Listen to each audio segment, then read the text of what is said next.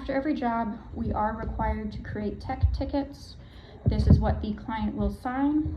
You will need a tech ticket if the job is complete, if you suspend it, if the store is closed, if you arrived and the store was closed, if nobody is there to sign the tech ticket, if people refuse to sign the tech ticket.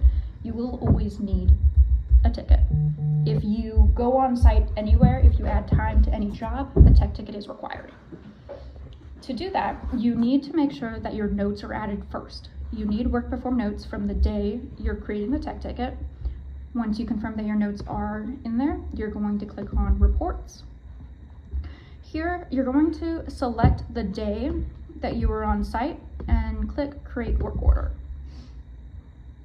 It's going to bring you to this screen where you'll be able to see that the customer and the address is up top. The description, there are green boxes for items. So you can go ahead and exit out of anybody else's work performed notes that are on here. You can exit out of them, so it's just your work performed notes for this day. The date in the corner can be exited or left. It cannot be changed. Here you can see that there is no labor on the tech ticket, which is an issue.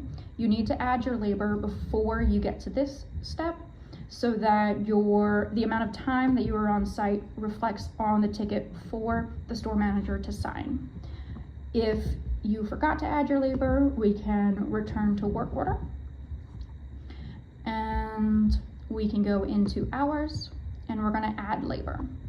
So for today, we had me, and it's going to be the type of pay, regular, overtime.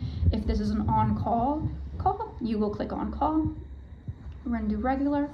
The cost hours is how many hours it took for you to start traveling to the site and for the job to be done, or for you to be done. So if it took 3 hours, then the billable hours will automatically populate for the same amount of time, but the billable hours is for the amount of time from you starting and ending the job. So if you were only on site for an hour and a half, then you would put 1.5. The repair type, you can pick any repair type and you can save labor. Once you've added the time to the job, it's going to say successfully added hours, and now you can go back to reports, create work order, and now you can see that there is 1.5 hours of regular tech time for Kelly King under general repairs. It's going to ask, is job complete? If the job is not complete, you're going to click no. If it is, we'll select yes.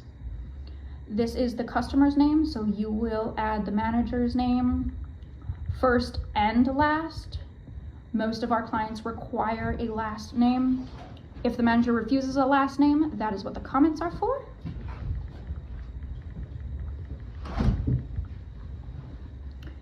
Today's date will automatically be populated and the time will automatically be populated.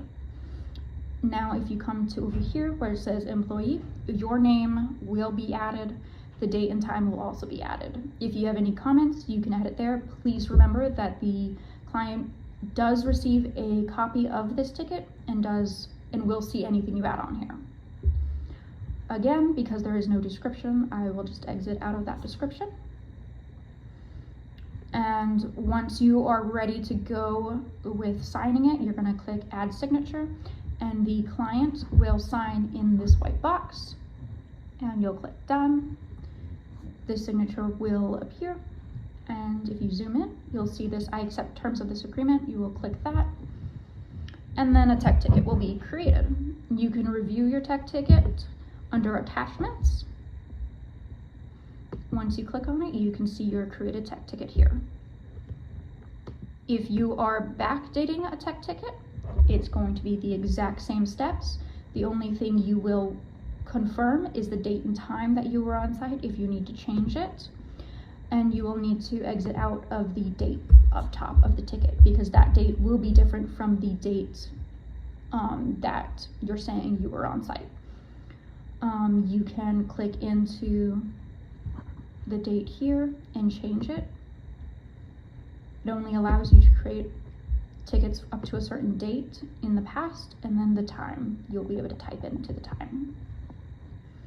Once you're done with that, you can then click accept terms of agreement and you will create a backdated tech ticket. If you need to add miscellaneous items or truck stock items to your ticket,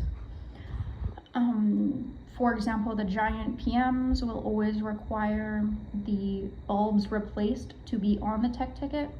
You're going to add misc items. From here, you can add misc items, and then you can add what you need, what you replaced. You can add the quantity here. You can add the unit cost.